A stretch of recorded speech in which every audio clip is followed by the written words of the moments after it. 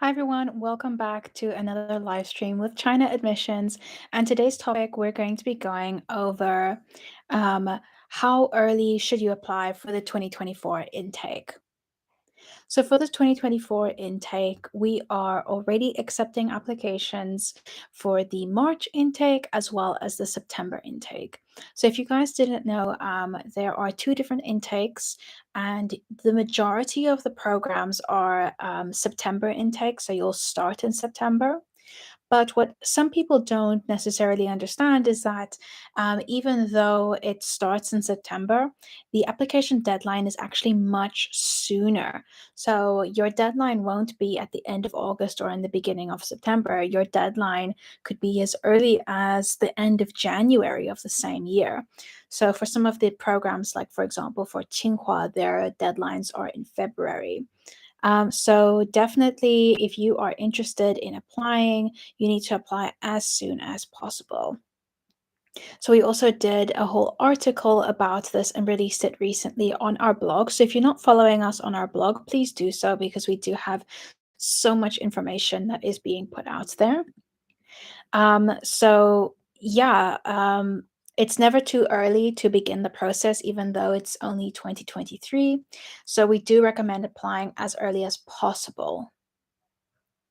So, one of the reasons why it's good to apply as early as possible is that Chinese universities accept students on a rolling basis, which means that the earlier you apply, the earlier you'll get an answer. And if you apply earlier, you'll have a lot less competition because the majority of people apply towards the end of the application period. So, if you apply early on, you have less competition and therefore have a higher chance of being accepted. So, is it worth it to apply to China in 2024? Yes, it definitely is. We have six different reasons why. So, the first one being that Chinese universities top the rankings in Asia and are well known and respected globally.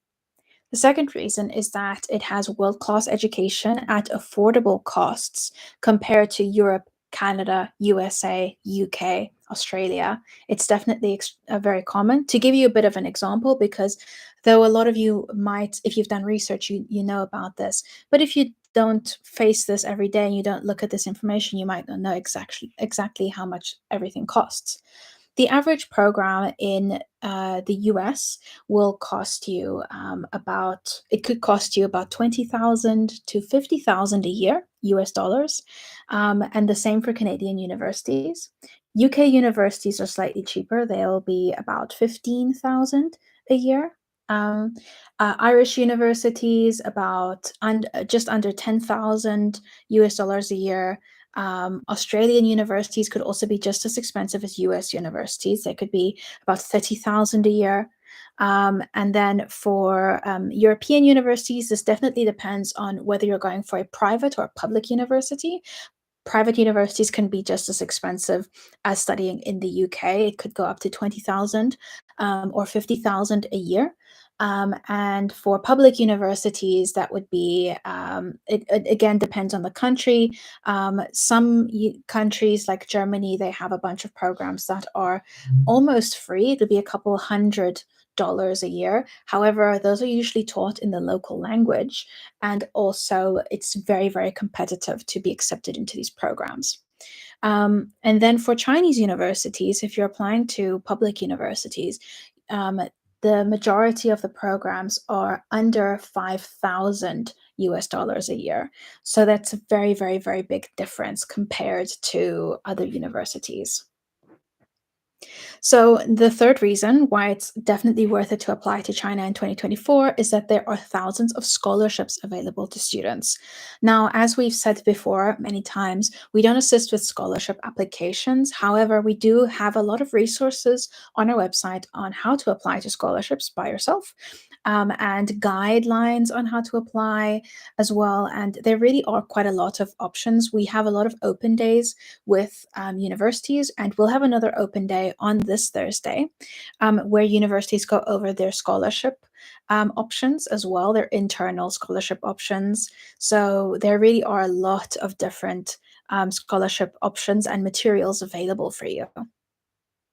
The fourth reason is that you get to learn Chinese and experience Chinese culture. So, of course, you're going to be in China, and you are going to have to learn about the Chinese culture, Chinese traditions, and learn some Chinese. And a lot of times when students are interested in studying in China, they're interested in studying in China maybe because they want to do business in China one day, or they want to do business with China one day, or they would like to specialize in Chinese.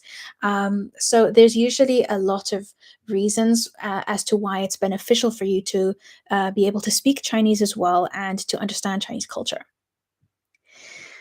So the fifth reason is that you get to broaden your horizons. Whenever you study in a foreign country, you get to talk to people from that country. So you get to broaden your horizons that way. But as an international student, you get to meet other international students that come from different backgrounds that you do, and that also further broadens your horizons and opens up your opportunities. So when you study in China, you can then afterwards find a job in China or in your home country or even in another country as well.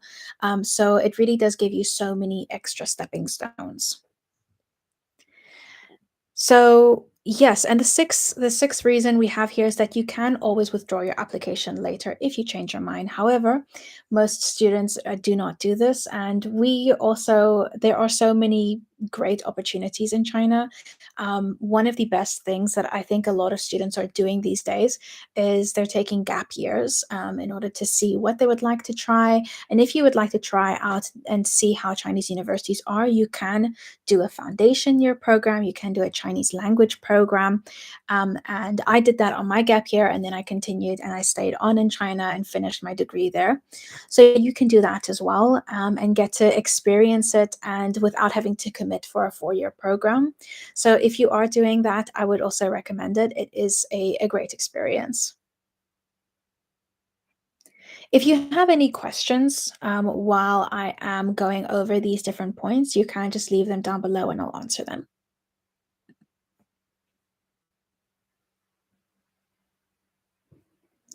So last year, the borders in China were closed, and a lot of students kind of lost interest in going to China just because it was so difficult and the cost of returning to China was so expensive.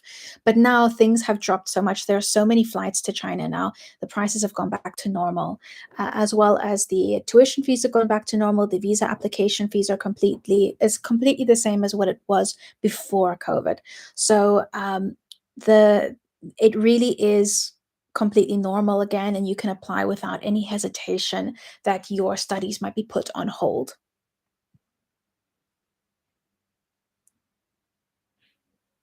So, another reason why you need to think about applying as early as possible for 2024 is that it does take quite a while sometimes to collect your documents, depending on the country you come from. So, if you need for most of the programs, you need to have a health check, a medical examination check. And for some countries, you need to wait quite a while in order to see a GP or to have all these tests done or to get the results back. And then also, you need to get a non criminal record, a police clearance, as it's also known. In South Africa, it could take up to 3 months to get that, it's quite a long time since it's only valid for 6 months. An IELTS or TOEFL score if you did not complete your education in English before, and then also your letters of recommendation from your teachers. So these can take sometimes quite long. Also, if you don't have a passport, if your passport is invalid, you need to apply for another one. That might also take an extra month or two. So just be sure to start as early as possible. Generally, we discourage students from applying to a program with less than 10 days before the deadline closes, because usually it takes students about 10 working days to really get everything finished with their application.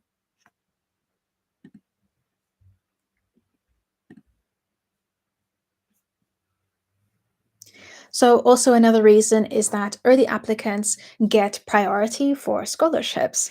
So, many Chinese universities offer scholarships for full or partial tuition, entry scholarships, to students with excellent grades and extracurriculars, but the scholarships do have limited spots. So students who apply early get the first priority for these important scholarships. Okay, great. So it does seem like there aren't any questions regarding this. The main thing that I would like to also add on is that we will be having an open day on Thursday. So it's right now it's the 13th of November. On the 16th of November, we will be having an open day with Chinese universities. So if you are interested in applying to Chinese universities for the 2024 intake, I would get registered in order to be able to attend this. And you can ask the universities any questions that you might have, and they can answer it for you. So it would be that would be the fastest way of getting answers as well from the universities. So do be sure to register for our open day and to make sure that everything is ready for you to join.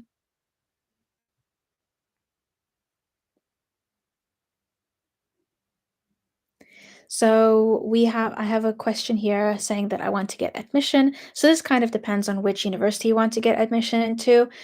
You can go on to China admissions, type in the major you want to study or the university you want to study at, choose the program, and start your application process after paying the application fee.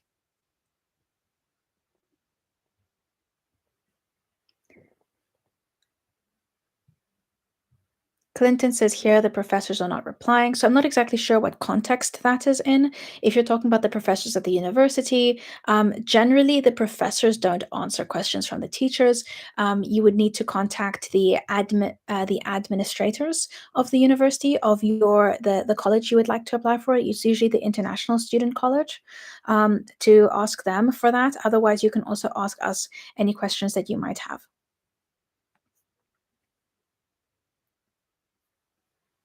Well, that generally seems to be it for this live stream. Thank you guys so much for joining, and I'll see you guys for our open day on Thursday.